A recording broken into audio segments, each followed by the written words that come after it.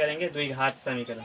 ठीक है, इससे पहले पढ़े थे दो चर वाले रैखिक समीकरण, आज पढ़ रहे हैं द्विघात समीकरण जो कि 10th क्लास का चौथा चैप्टर है ना।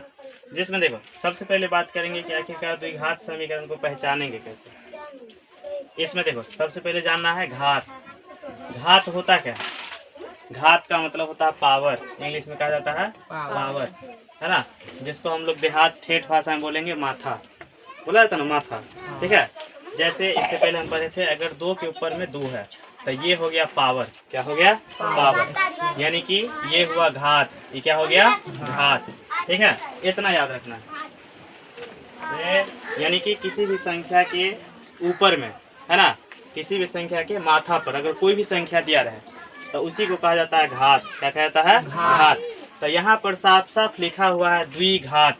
यहाँ ध्यान दो, क्या लिखा हुआ है? द्विघात। यानी कि जिस संख्या के ऊपर या फिर जिस समीकरण के ऊपर 2 हो, कितना हो? 2 हो, तो इसलिए उसको कहेंगे द्विघात समीकरण। क्या कहेंगे? द्विघात समीकरण। ऊपर देखो रे अक्षर कहाँ चांद सो क्या है। ठीक है, यानी कि जिस भी संख्या के ऊपर या फिर जिस भी समीकरण के ऊपर कितना हो? 2 हो, तो इसलिए वैसे समीकरण को कहेंगे द्विघात समीकरण। जैसे अगर हम लिखते हैं 2x² + 3x + 2 बराबर में 0 दे सकते हैं, तो इसके ऊपर में बताओ सबसे ज्यादा घात कितना है? 2 है। सबसे बड़ा घात वाला संख्या कितना है? 2 है। ठीक है, तो इसलिए इसको कहेंगे द्विघात समीकरण। कौन सा समीकरण? द्विघात समीकरण, क्योंकि इसके घात में यानी कि पावर में कितना है? 2 है। ठीक है, हालांकि आप कहोगे द्विघात समीकरण को पहचानेंगे कैसे? पहचानने के लिए एक तरीका होता है, पहचानने का एक तरीका होता है, एक नियम होता है। ठीक है, इसका क्या होता है? एक सूत्र आता है कि एक x² + bx + c = 0। ये होता है द्विघात समीकरण पहचानने का मानक रूप।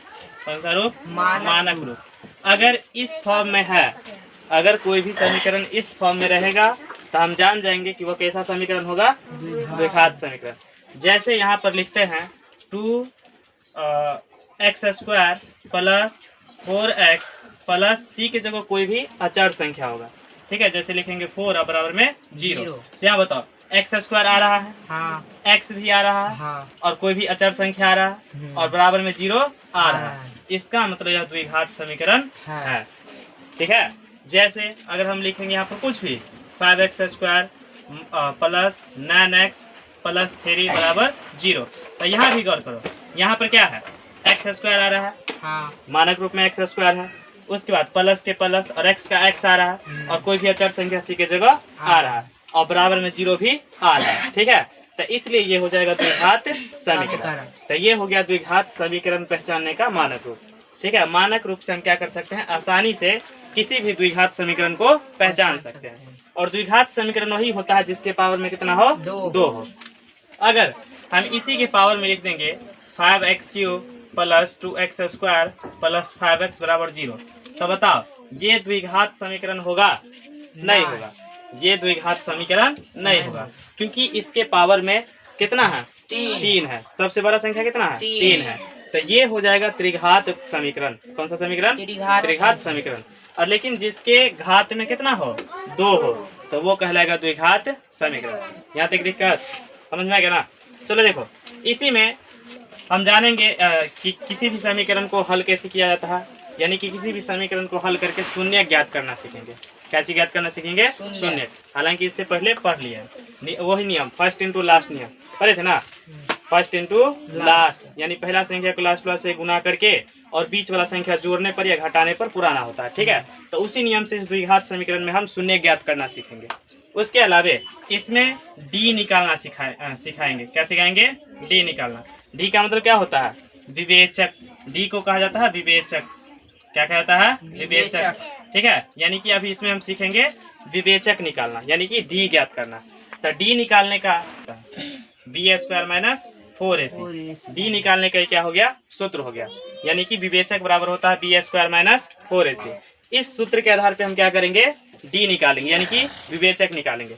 जैसे हमारे पास यहाँ देखो कोई समीकरण दिया हुआ है, तो इसको हम a मानेंगे, होता है ना, ये b हो गया और ये c हो गया, ऐसे होता है ना। तो हमारे पास सीखा हुआ होगा, सब पीछे वाला मिलेगा। तो डी बराबर क्या होता है बी स्क्वायर।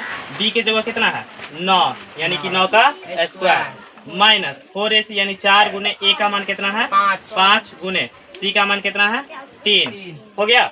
तो डी बराबर क्या होगा 9 नमा कितना होता है 81 माइनस 4 पंचे 20 और 20 तिया 60 यानी कि डी बराबर अगर हमें 81 में से 60 घटाते हैं तो कितना बचेगा 21 बचेगा। इसका मतलब डी का मान कितना आया 21 यानी कि विवेचक निकालना आसान हो गया। ठीक है, जब भी अगर विवेचक निकाला जाए तो हमें डी बराबर इसी सूत्र का प्रयोग करना है। डी बराबर होता है बी स्क्वायर माइनस 4ac। तो यहाँ पर हम क्या करेंगे किसी भी समीकरण में ए बी और सी का मान देख सकते हैं और उसके अनुसार से क्या करेंगे विवेचक आसानी से निकाल लेंगे। ठीक है, समझ में आ गया। इसके अलावा इसी से हम क्या करेंगे इसी में शून्य ज्ञात करना सीखेंगे। क्या चीज शून्य यानी कि किसी भी समीकरण का शून्य कैसे ज्ञात करें समझ में आ गया। जैसे देखो इसमें से एक एग्जांपल लेते हैं। इसमें एग्जांपल है, चलो इसी में देखो इसी में से किसी भी समीकरण को हल करके देखते हैं। ठीक है, जैसे इसको साफ कर दे इधर त्रिघात समीकरण। जैसे अपना मन से हम लेते हैं 2x square plus 4x plus 4 बराबर 0। ये हमारे पास द्विघात समीकरण हो गया ना। अब इसको इससे हम क्या करेंगे शून्य निकालेंगे। कौन सा नियम से फर्स्ट इनटू लास्ट। ठीक है, तो सबसे पहले क्या करेंगे जो यहाँ देखा होगा ध्यान से किताबी एक सवाल है x square minus 3x minus 10 बराबर 0। इसमें देखो इसको क्या करेंगे फर्स्ट इनटू लास्ट से अगर हम पहला को 10 से गुना करते हैं कितना आ जाएगा 10 आ जाएगा 10x आ जाएगा 10x स्क्वायर। अब बताओ 10 को किससे गुना करेंगे जो जोड़ने या घटाने पे माइनस 3x आना चाहिए। तो अगर हम करते हैं कितना 5 दूनी 10। देखो अगर इसको हम करते हैं इसका गुणनखंड करेंगे तो 2 से कटेगा 2 पंचे 10 यानी 2 अलग हो जाएगा और 5 अलग हो जाएगा। ठीक है, यानी कि माइनस 2x। हाँ 5x और माइनस 2x यानी देखो x स्क्वायर के x स्क्वायर रह जाएगा। ठीक है, उसके अलावा क्या करेंगे दोनों को जोड़ेंगे कि घटाएंगे घटाएंगे क्योंकि अगर हम क्या करेंगे यहाँ पे अगर देखो इसमें हम माइनस के माइनस रह देंगे ना। हाँ 5 दूनी 10 हो जाएगा लेकिन जोड़ने या घटाने पे कितना आना चाहिए -3 आना चाहिए। इसका मतलब इसको हमें प्लस करना होगा। छोटा वाला संख्या को क्या करना होगा प्लस, अब बड़ा वाला संख्या को करना होगा माइनस। तब है ना बड़ा संख्या में छोटा घटेगा इसका चिन्ह पड़ जाएगा -3। ठीक है, इसका हमने देखो 5 दूनी 10 भी हो गया है ना, लेकिन जोड़ने या घटाने पे कितना आ रहा है -3 भी आ रहा है यानी कि 5 में से 2 घटाएंगे तो -3 आ जाएगा और -10 का -10 अब बराबर में कितना हो जाएगा 0। अब यहाँ देखो यहाँ कोई भी संख्या ऐसा जो मिल रहा हो कॉमन ले सकते हैं इस दोनों में और इस दोनों में। इसमें एगो x मिल रहा है x मिल रहा है। ठीक है, यानी कि x अगर हम कॉमन लेते हैं तो यहाँ एगो x बच जाएगा और प्लस x का कॉमन ले ही लिए ना तो इसमें सिर्फ कितना बचा 2 और ये माइनस का माइनस। उसके बाद बताओ यहाँ पर कितना कॉमन लेंगे 5 कॉमन लेंगे। अगर हम 5 कॉमन लेते हैं तो इसमें क्या बच जाएगा x बच जाएगा और माइनस क्या हो जाएगा प्लस और 5 दूनी कितना हो जाएगा 10। और देखो एक बात हमेशा याद रखना जब भी हम अगर इसका मानक क्या करेंगे क्या करना है द्विघात से मूल यानी कि शून्य ज्ञात करेंगे तो हमेशा ये वाला और ये वाला क्या होना चाहिए बराबर होना चाहिए। अगर आपके सवाल में अगर ये दोनों बराबर नहीं आ रहा है तो समझिए आपका सवाल क्या हो रहा है गलत बन रहा है। तब हमारे पास बच गया है x और -2 एक बक्सा में आ जाएगा -5। ठीक है, उसके बाद हमारे पास बच गया x प्लस 2। इसको एक जगह इसलिए लिखे क्योंकि दोनों एक ही है। ठीक है, दोनों बराबर ही है। ठीक है ना, तो अब देखो इसको हम कैसे लिख सकते हैं x -5 एक पार्ट में लिख सकते हैं और इसको लिख सकते हैं x प्लस 2 एक पार्ट में। इसका मतलब x को बराबर के उस पार फेंकेंगे तो x बराबर 5 आ जाएगा। ठीक है, और इस 2 को क्या करेंगे उधर फेंकेंगे तो x बराबर -2।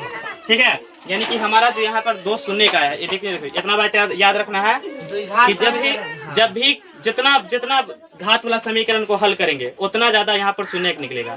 यहाँ पर हमने द्विघात समीकरण को हल किया इसलिए कितना शून्य निकला है 2 शून्य। अगर हम त्रिघात समीकरण को हल करेंगे तो कितना शून्य निकलेगा 3 शून्य।